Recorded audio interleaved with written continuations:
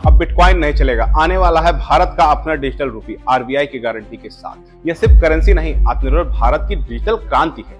पहले दुनिया यूपीआई से हैरान थी, अब डिजिटल रूपी से दंग रह जाएगी। यह कोई क्रिप्टो नहीं, यह है भारत की सार्वजनिक डिजिटल करेंसी, यानी जनता का भरोसा, सरकार की गारंटी। भारत अब फाइनेंस की जंग में नहीं, डिजिटल इवोल्यूशन में लीडर बनने जा रहा है।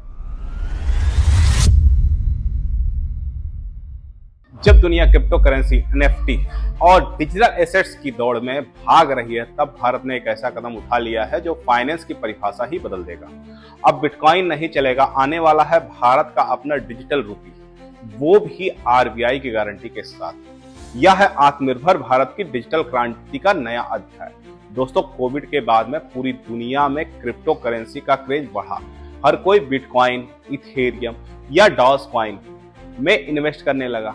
लेकिन क्या आपने कभी सोचा है, जिस कॉइन में लोग करोड़ों रुपए लगा रहे हैं, उसके पीछे किसी भी सरकार की गारंटी नहीं है। यही असली खतरा है, क्योंकि ये करेंसीज ना तो किसी देश के सेंट्रल बैंक द्वारा नियंत्रित है और ना ही इनके लेन देन पर कोई सीधा नियंत्रण है। और जब बात आती है भारत की, तो फाइनेंशियल सिक्योरिटी से समझौता करना नामुमकिन है। इसी वजह से भारत सरकार ने बड़ा फैसला लिया है, अगर दुनिया अपनी डिजिटल करेंसी बना सकती है तो भारत क्यों नहीं। हाल ही में वाणिज्य मंत्री पीयूष गोयल ने विदेशी दौरे के दौरान साफ कहा, भारत बहुत जल्द RBI back digital currency launch करने जा रही है, जिससे ट्रांजैक्शन होंगे आसान, पारदर्शिता होगी ज्यादा और कागज की करेंसी का उपयोग होगा कम। यह बयान सिर्फ एक खबर नहीं, यह भारत की डिजिटल आत्मनिर्भरता की घोषणा है। डिजिटल करेंसी बनाम अगर यूपीआई की हम बात करेंगे, अब बहुत से लोग सोच रहे हैं कि हम तो पहले ही गूगल पे या फोन पे से पेमेंट करते हैं, फिर इसमें नया क्या है। चलिए एक आसान उदाहरण से समझते हैं। मान लीजिए ए ने बी को 100 रुपए भेजे यूपीआई से, तो असल में ए बैंक से पैसा निकालकर बी के बैंक को ट्रांसफर होता है, यानी ये सिर्फ डेटा ट्रांसफर है, बैंक टू बैंक सेटलमेंट है। लेकिन डिजिटल रुपये की कहानी में कुछ अलग होता है, कुछ बदल जाता है। यहाँ बैंक बीच में नहीं होता। ए के पास जो डिजिटल रुपी है वो खुद आरबीआई द्वारा जारी किया गया पैसा है, वो सीधे ए के वॉलेट से बी के वॉलेट में जाएगा, बिना बैंक, बिना डिले, बिना ट्रांजैक्शन फेल हुए। और यही है असली डिजिटल क्रांति। यह सब कैसे होगा दोस्तों? डिजिटल करेंसी को आरबीआई खुद इशू करेगा, जैसे आज वो 100 रुपए के नोट छापता है। फर्क बस इतना है कि यह नोट अब ब्लॉकचेन जैसे सुरक्षित तकनीक पर होगा। मतलब अब 100 रुपए का डिजिटल फॉर्म भी होगा, जिसे आप अपने डिजिटल वॉलेट में रख सकते हैं और किसी को भेज सकते हैं, बिल्कुल वैसे ही जैसे नगद रुपए देते हैं। इससे फायदा क्या होगा?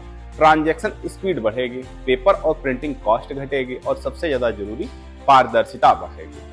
भारत ने 2024 में क्रिप्टो पर 30% टैक्स लगाकर यह साफ कर दिया था, हम क्रिप्टो को बैन नहीं करेंगे, लेकिन क्योंकि क्रिप्टो से सबसे बड़ा खतरा है मनी लॉन्ड्रिंग, आतंक फंडिंग और टैक्स चोरी का।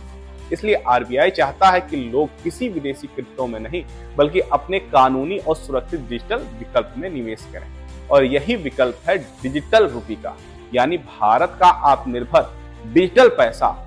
चीन पहले ही डिजिटल युआन लॉन्च कर चुका है। अमेरिका और यूरोप अपने स्टेबल कॉइन पर काम कर रहे हैं और भारत भी इस दौड़ में पूरी तैयारी के साथ उतर चुका है। यह सिर्फ टेक्नोलॉजी नहीं है, यह है भारत की आर्थिक आजादी का अगला कदम। दोस्तों, जिस तरह यूपीआई ने दुनिया को दिखाया कि भारत डिजिटल पेमेंट में सबसे आगे है, उसी तरह डिजिटल रुपी दिखाएगा कि भारत भविष्य की करेंसी का लीडर है। तो दोस्तों, अगली बार जब आप कहें बिटकॉइन में इन्वेस्ट कर रहा हूं, तो मुस्कुरा कर कहना, भाई मैं तो भारत के डिजिटल रुपी में भरोसा रखता हूं। अब बताइए, क्या आप भी भारत की इस डिजिटल क्रांति का हिस्सा बनना चाहेंगे?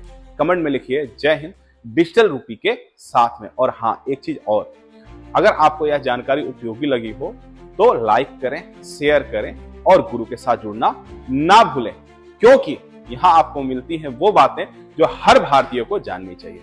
जय हिंद।